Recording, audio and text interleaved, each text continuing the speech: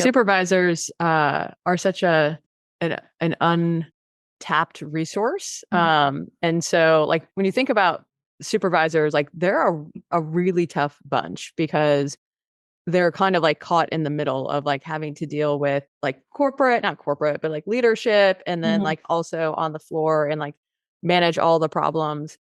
Can you give some advice on how do you engage those supervisors and when do you engage them? Because if you engage them too early, like they're just going to blow you off. Like, we've got, 4 months. Don't bother me now. Versus if you engage them too late, they're like, I don't have time for this. Like, are you kidding me? Like, we've got to push for end of month. And so like, what is your strategy on how do you bring them on board at like a proper cadence that matches, all of their responsibilities as well?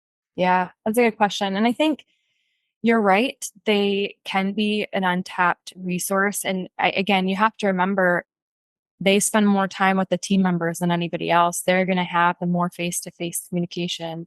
They're going to be the main source of information for any employee on the shop floor, right? So I think supervisors want the information. They want to be able to support their employees in that way. Um, and so providing it to them, I think it just equips them to then better support their employees in multiple ways, right? So it also helps them to then build trust with their team members too, that they're going to be able to provide them with the information that they need. And so and then in terms of the timing, I think it's just important to understand what is their cadence, right? Are they having daily one-on-ones, like shift startup meetings where they're going over kind of pertinent information?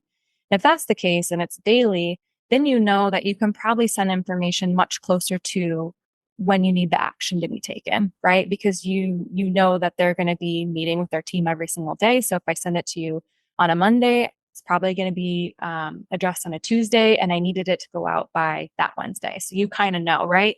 But and that's where understanding and having the business partnership is super important, right?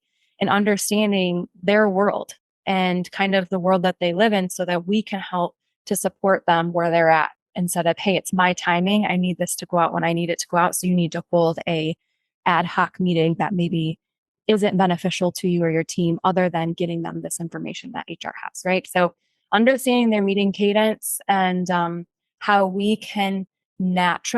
our information can naturally be a part of it instead of creating this specialized communication plan that they now have to rearrange their schedule for.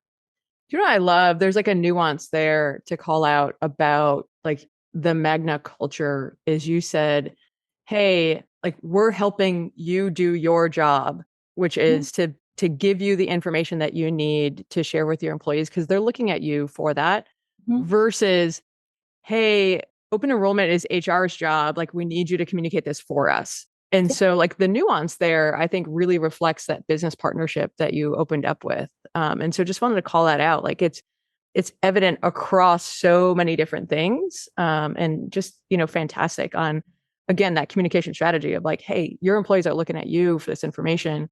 We're here to help you so that you can continue to deliver for them versus like, please get this out for me. We really need everybody to enroll in time. A pretty Yeah. big difference. And it is, it's such a change in philosophy, I think, for, especially HR's reputation. I think that business partner model is kind of, still emerging.